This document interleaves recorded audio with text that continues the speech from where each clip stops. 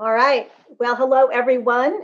We're delighted to have you here with ACLI's Protecting Every Future, our community initiative to engage in the epicenter of everyone's household, at the kitchen table, in the kitchen, to engage around the critical topics of our families' financial well-being, our families' financial security.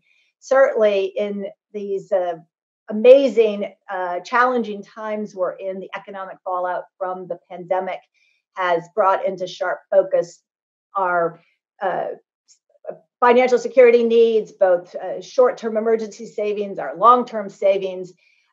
We know that there are particular impact on women, caregivers, Black and Brown Americans, even Gen Z and millennials as they struggle to pay student loan debt and build their financial security, and maybe some are out of work right now. So this is always a big topic, and it's a particularly acute topic right now. We are very grateful to have two men. If the kitchen is the room where it happens at home, then the Ways and Means Committee is the room where it happens in the U.S. Congress. And we are grateful to have the chairman and the ranking member of the Ways and Means Committee, who have a lifetime professional commitment to advancing solutions and finding pathways to help people around their financial security. Very grateful and glad to have Chairman Richie Neal, who hails from the Commonwealth of Massachusetts, and Ranking Member Congressman Brady, who hails from the great state of Texas. Thank you both for being with us today. Well, the pandemic is front and center, so that'll be my first question. Just what are you hearing in your own districts and home states in terms of what people are telling you as you talk to them about, the real challenges they're facing? Chairman Neal? Well, I think there's a great deal, obviously, of uncertainty. I think even unemployment numbers, which were published again yesterday, indicating that you now have almost 24 million Americans receiving unemployment benefits, is a reminder of the uncertainty that people face right now. And anxiety, as you know, in the marketplace creates a great deal of fear. And I think that right now, trying to address that uncertainty is one of the challenges that we face.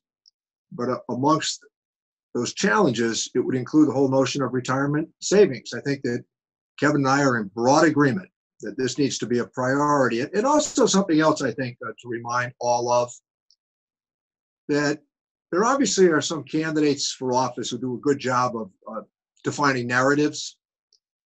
But the real challenge, if we're going to improve the lives of the American people, it's to come up with solutions.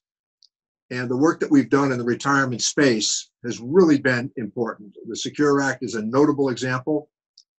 We're poised to improve upon what we've already accomplished, but convincing people to start to save earlier for retirement is really a critical responsibility, and using tax-favored efforts makes a good deal of sense. Yes, so Susan, first, I want to thank you for your leadership at ACLI and the organization itself. And I think Richie agrees with me. It's just a great team in Washington, D.C. as we tackle these policy issues. And then, great members back home that have built relationships. And it's one of the reasons that Chairman Neal has always made retirement savings really a key part of his policy agenda. And I've had the pleasure of doing the same and working with them. And we both feel, I think, that our committee has a culture, essentially, that the issues we work on are too important for us to be dysfunctional. So we attract members of Congress on both sides of the aisle who want to find solutions and common ground retirement. And the culture that Chairman Neal has set, I think, has already produced results, and I think it's going to produce more. And I agree, this pandemic medically and from an unemployment standpoint, economic standpoint, has been unprecedented. We went, as the Fed chairman said, from the best economy in 90 years to the worst in just a few weeks. We've battled back, gaining back nearly half the jobs we lost, but we have a long way to go here. And so retirement security is, I think, another key element of certainty that we can help families with. I think it's been helpful. Not everyone's a fan of the tax cuts. I am. One for families, it helped them keep more of what they earn. So a family of 4, 2 teachers in my district, have an additional $2,600 a year. That's helpful for paying bills or for savings. Thankfully, a strong economy grows paychecks, and so our household income is now the highest level, 68,000 that it's ever been. And the average family has gained about $6,000 over the last few years. That's helpful when you're saving. But you also have to find ways to make sure they have access to retirement savings. The Secure Act that Chairman Neal led and that I was the co-leader for the Republicans, helped increase access, especially among small businesses. It helped families save more, save often, and save longer throughout their lifetimes, all which I think are very important because families right now, thankfully, while the stock market has battled its way through this, people are always concerned about their retirement savings. And Rich and I both believe with that as sweeping an overhaul as the Secure Act was, there's even more that we can do to help.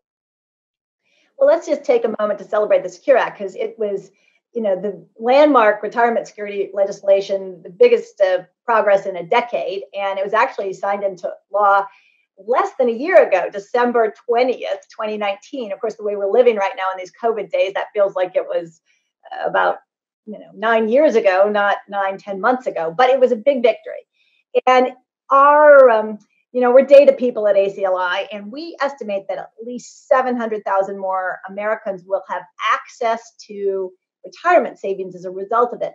But one of the key game-changing things it did was make it easier for small businesses to band together to provide retirement security, right? Because for some of us who work for larger employers, we probably have access to 401ks, annuities, things like that, but not necessarily if you work for a small business or if you're one of the 16 million people in the gig economy. So maybe you all could talk a little more about just, let's not shortchange Secure. We want to get to what's next, but Secure did a lot, and I want to make sure people appreciate that as a big step forward.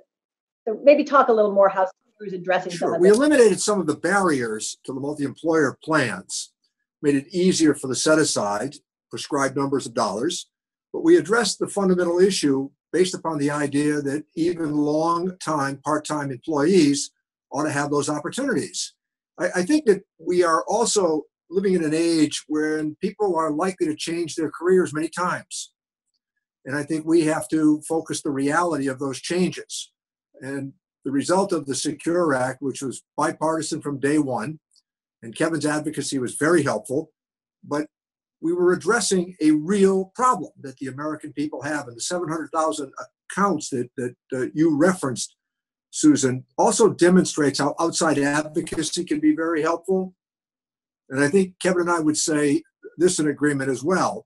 From the time we passed it, it was belatedly enacted in the Senate. And I talked to members of the Senate on both sides, and I said, we're ready to go on the next phase. If you would just get this, because you all agree on it, why don't you just do it? But the Senate has, as you know, its own timetable, which we've all experienced. And we were ready to go on the next round, but I do think that eliminating those barriers, making it easier for long-time, part-time employees, and to understand the role of automatic enrollment. That is really, really critical. Yeah, I agree with the chairman. If you work for a large business, there's a good chance you've got access to a retirement plan, and oftentimes with matching that goes with it. What we know is if you work for a small business, your odds get slimmer. And if you have a lower income, it gets even slimmer from there. And so both in the Secure Act, we did, as Richie said, made it easier for small businesses to offer those plans. We also made changes to make it easier for you to participate in those plans. Doesn't help if you've got one at work and you're not part of it. What we also know is that for you to be secure in your retirement years, you have to continue to save, and usually at a greater amount throughout your earnings. As your earnings grow, we also, I think, made some needed improvements there. And so from that standpoint, I think we laid a very good foundation. But as Chairman Neal said, we think there's some good things yet to come, especially a focus on that savings gap of people. those who work for a small business and don't make much. They're the toughest group to solve. And that was the focus Chairman Neal and I had in Retirement 2.0. And I defer to him on the timing and process going forward. But I really appreciate, working with him on trying to tackle one of the biggest challenges we have. Well, one of the things I would let me, if I could, Susan. Yeah. Go ahead, Mr. Chairman. Sure. So if I could just, the other part of it, I was just, much of our time in public life, we hear an awful lot of powerful anecdotes. And sometimes the anecdotes can even be true, which is a pretty good reminder. But just a couple of days ago, I was offering commentary on where we find ourselves at a local college here in my constituency. And I spoke about retirement.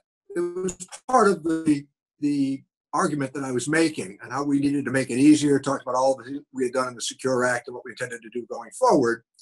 And afterwards, I was talking to a woman who works in the retirement arena. And she said, one of the hardest conversations I have, she said, is often with that person who is 56 or 57 years old, who has now decided that they're going to focus retirement. Mm-hmm.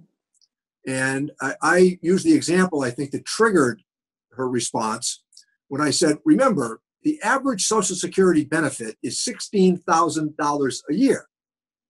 That means half the people that get up and go to work every day receive less than $16,000. I'm sorry, that retiree benefits are less than $16,000 a year. And the other part of it that I highlighted was the following, that half the people that get up and go to work every day in America are not in a qualified retirement plan.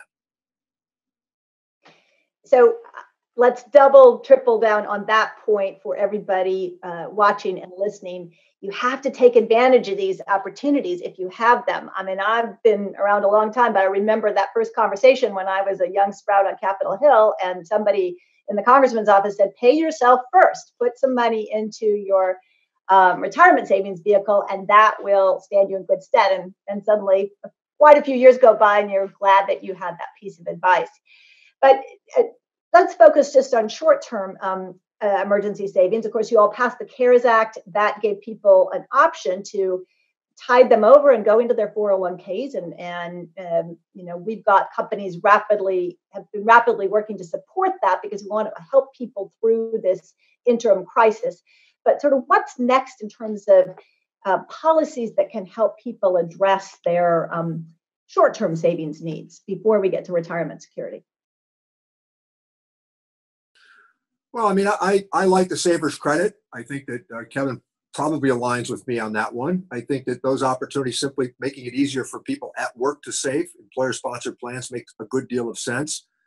But also, I think that embracing the whole genius of compounded interest. It's a hard conversation to have because people don't talk about those things anymore the way my parents did and my grandparents did. And that simple suggestion that you made about paying yourself first, that was a pretty good decision now when you look at it in the rearview mirror, wasn't it? Yes. And I think that those are the kinds of examples that we want to portray as we both bring these retirement plans forward, which, by the way, has been the most assertive effort in decades in Congress to improve retirement savings at the Ways and Means Committee. And Kevin and I have worked hard on to make it happen. One of the reasons that I've had a focus on retirement security and saving early is I got that same advice, Susan, and I ignored it. I had a lot of odd jobs. I did. So I had a lot of odd jobs working my way through college, maintenance, construction. I was a meat packer, sheet metal worker. But my first real job was at a Chamber of Commerce. Had the opportunity for a retirement savings plan, and I blew it off. I thought, I'll have lots of years. Well, I'm going to live forever. When I turned 30, the light bulb went off, and then I began saving seriously. I would give anything to have those 9 years, of savings. It would have effectively doubled what we have today. That's why I want to really incentivize people to begin saving as soon as you can. We were fortunate. We had a very strong economy heading into COVID.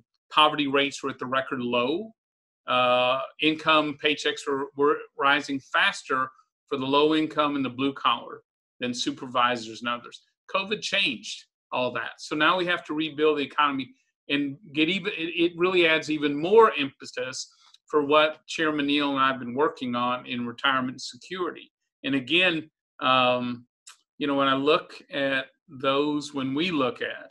those who simply don't save today, the incentives that you'll see in Retirement 2.0, or whatever Chairman Neal decides to call that piece of legislation, you're going to see a lot of incentives to help those lowest income, those smallest of businesses save, with muscled up savers credits and issues like that we think, taken together, can actually tackle that challenge. Another reference, if I might, because I know we all have, I know we all have a long way to go to get to be 55, but eventually as it arrives, there's another reality. The catch-up provisions from 55 on are really very attractive, and reminding people of that opportunity to again use the tax system to incent that savings for retirement purposes. It motivates people to do the right thing. And so, Chairman Neal, can you describe what's going to happen with Secure 2.0 or whatever it's called, sort of the next generation of policy and advocacy in broad strokes? Congressman Brady explained some of it, and it sounds exciting. It is, and I think that people are going to be very pleased with what we do with the minimum distribution age. I think that people are going to work longer, and I think the reality of working longer, even as you have that conversation about Social Security, I think that for people who take that benefit at 62, boy, it's a huge leap if you wait till 66 or 67, and if you can till 69, your retirement, if you're going to work that long, can be much more substantial. But again, on Secure 2.0, where most of the agreement has already been reached with automatic enrollment, making it easier once again for people to save. But that minimum distribution age is going to be, I think it's going to draw a lot of attention. Yeah, I agree. I think, as we've worked on the draft provisions as committee members, I see Secure 2.0 or Retirement 2.0. It's going to make it easier for families to save. That auto enrollment, I think, is really crucial. That's something that Chairman Neal has pushed for many years, and I agree is needed. Muscling up the savers credit for low income, it's a good concept. People don't take it up. It's time to make it real, and I think this bill does that. One of the prouder provisions in Secure Act was, raising that required minimum distribution age. I want to get rid of it. I want people to be able to save as long as they work and as long as they need. And Chairman Neal's just been terrific in this area. It's going to make it easier for workers to deal with their needs, whether it's student loans, military spouses who move very often, allowing people to do more in the area of charity. And it really provides protections for workers, especially as they approach retirement. And again, all of these, I think, are build on the foundation in a good way from the Secure Act. Well, it sounds very exciting. And just to spotlight the concerns for our children and grandchildren who have big student loan debt, and that's probably going to be exacerbated because of the economic fallout we're in right now. Having some means to mitigate that and not be prevented from saving for retirement, I think will be a really good thing and a positive thing. Well, student debt right now is holding back the American economy. We can argue for a long time about how this happened, but the reality is in front of us. And I frequently think about those students who are living in their parents' attics because they can't really spread their wings. And I wonder where the next Bill Gates is or Steve Jobs, because they're stuck paying those student bills and they can't really get out and do the creativity and innovation that they might ordinarily undertake. So we take that into consideration as well in Secure 2.0. Yeah, I absolutely agree with Richie here. Student debt is changing our economy for the worse. It is delaying crucial decisions. It drags out our economy. There are a number of ways we need to address this, especially on the cost and the transparency side of this. But I think the changes in Retirement 2.0 is just going to help you save easier for that. And once you get that job, make it easier to pay off that debt in partnership, with your employer. I think that's going to be helpful. Well, certainly, as you roll out more details, we will stand ready. And for everybody watching, we'll get them information on how they can help advance some of these strategies as well. But a lot of what you're talking about goes back to sort of the fundamental of, we say financial literacy, but that's just plain old financial knowledge, as you described, Congressman Brady, just understanding sort of the fundamentals of how to help yourself. I mean, I believe your auto enroll provision still allows the employee to opt out, right? We give people choice. We're just giving them stronger nudges, but people need financial education so they know how best to take advantage of these mechanisms to close some of the gaps that you're trying to advance through policies. Go ahead, Kev. I was going to say, I think this is important. And I'm one of those, I have to confess, and don't tell anyone this, but I'm one of those who let my monthly automatic debit on my gym dues go far beyond my use of that gym.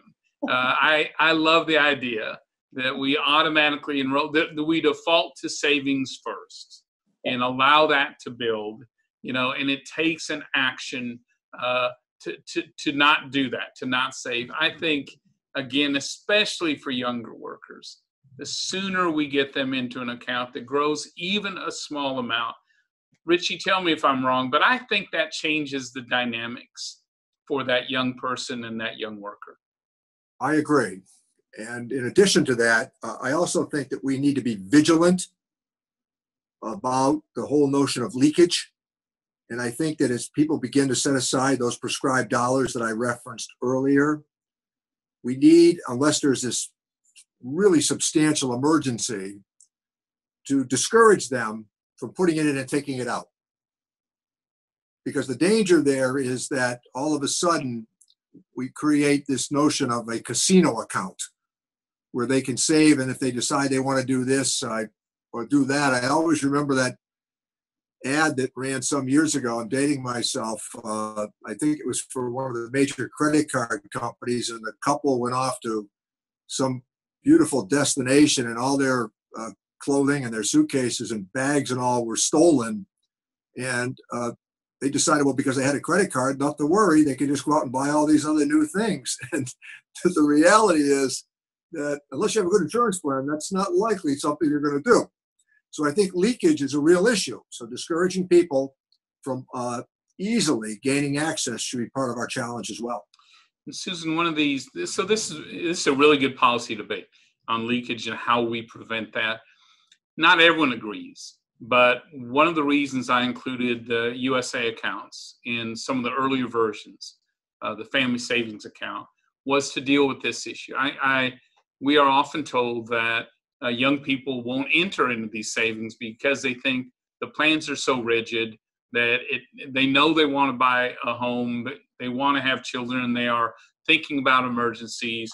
And so we had proposed a pretty small universal savings account to go in addition to their savings so that they could save tax-free for those emergencies, so that that would be what they would tap, rather than, just as Richie said, those longer-term retirement and other accounts. We really want them to grow for the long term. Not everyone agrees, by the way, with that concept, but for me, what we saw in other countries is that younger people tended to pick up those types of accounts earlier. Nonetheless, all this is anytime we have a good discussion, debate about how best to save, we are in the right space right there.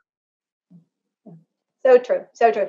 Well, you both are deeply respectful of each other in this conversation, and for those of us who watch you and know you and support you, we know you're deeply respectful of each other behind the scenes. and have really made progress, I think, in this critical area by working closely together, which is fantastic. It's just not very popular right now to work in a bipartisan manner. So tell us more how you think about that. And do you ever get criticized by your colleagues for caving in one way or the other, or do you let the results speak for themselves? I think for Kevin and I, we have a base in both parties that they would like to pursue 24 hours of conflict every day. And as Kevin noted before, when you go to the Ways and Means Committee, you have the prime responsibility and assignment in all of Congress. You're expected to do big things. I mean, it was the Ways and Means Committee that figured out how to finance the Civil War. It was the Ways and Means Committee that advanced Social Security and Medicare. It's the Ways and Means Committee where members are asked to manage the public debt, which is a very important part of our responsibilities. And I've said time and again that we can't just have crusaders on the committee. We need, and I learned this very early on from the first chairman I served with, you're going to cast tough votes on the Ways and Means Committee. And if you just want to join the debating society, perhaps another committee is better for you. We are really, Rich and I have really been blessed by the Ways and Means Committee because, you know, our jurisdiction is so broad and so important. You really can change the lives of every American for the better if you're willing to find that common ground. I am a conservative. I feel like the discussions I have between our members and Chairman Neal and his team, we don't always agree on every issue, but when we look at the work we do in retirement security, in trade, when we look at the work we did on the IRS reforms, on surprise medical billings, you know, we have worked very hard to develop that common ground between our members and real significant policies. And I like the culture we have on our committee. At the end of the day, you know, those of us on the committee want to leave feeling like we made a big difference. And this is a committee that's uniquely, you know, set to allow that to happen. Well, I think what you both say and say with such conviction, and of course the results are there in terms of how you work together, will be balm to those people who tune in and listen and watch this, because these issues are fundamental to us and our families and our future well-being. And we need and want leaders who are working together to try to solve the problem. So thank you for that. Well, my last question for both of you to end on a positive note, because it's been a great conversation, is what are you optimistic about right now as you navigate all the challenges the country's facing and chart a path that, you know, Congress can help lead to move us out of this into a better place? What are you optimistic about for ourselves and our country's future? I think America was born of optimism, that it's going to get better. That's the American promise. But in addition to that, I think that there's broad agreement in Congress that we have to attack the pandemic. And defeating the virus is the most important priority we face right now. To get to economic recovery, we have to defeat the virus. And I think we all are pretty much in agreement on that, even if there's some differences on a marginal basis about how best to do that. Remember, the CARES Act passed Congress with only 5 dissenting votes in the House of Representatives. That's a pretty staggering analysis of what Congress can do at big moments. And I've been part of some of those big votes over my career. So I know that as we go forward to tackle the pandemic, that we must defeat it. It's the biggest hurdle we have right now to getting towards economic recovery. Yeah, I absolutely agree. I think too, I'm optimistic because what I see on TV and social media, on my phone and iPad and the papers, you know, that angry, hateful, divided nation, you know, I don't think that's who we are. We are far better than that. And all you need to do is look around your community and frankly, our committee to know that's different. You know, rarely do our efforts that are bipartisan get much coverage. Nonetheless, right. Our members, they don't. As one reporter told me early on the IRS reform bill led by civil rights icon John Lewis, and initially a CPA from Kansas, Lynn Jenkins. As we passed that several times as I was chairman, a final time as with Richie as chairman, the press just said, look, you guys aren't fighting. You know, this isn't news. But I think back home in my district, it's a conservative district. You know, they appreciate that work. It encourages people to know that we can find a way forward on these on these issues. So, you know, I'm pretty optimistic about the attitude of many members of Congress. Again, to find real solutions. I think it's right there. And so I'm pretty optimistic. There's a middle class in Congress. You don't hear much about them. They don't do dumb things. They don't say dumb things. They go to work every day and work hard. And yeah, I'll base my optimism off those members any day. Well, what a perfect way to end. There's not only a middle class, we're glad to hear it in Congress, but there's a middle class and working class in this country that's very happy to hear that you all are there and leading and keeping the main things, and getting things done in spite of what the coverage is sometimes on social media. Actually, we're going to make sure this conversation is out on social media, and we're very happy to have had you join us today for ACLI's Protecting Every Future, our community initiative. And I personally am grateful and honored to have had this opportunity to engage in the conversation with both of you. So we thank you very much. We thank you for your service, and please keep on doing all that you're doing for us. We're grateful. Thanks, Susan. Thank you Thanks, all. Susan. Thanks, Kev. Here. Thanks, Kev. Thanks, Chairman.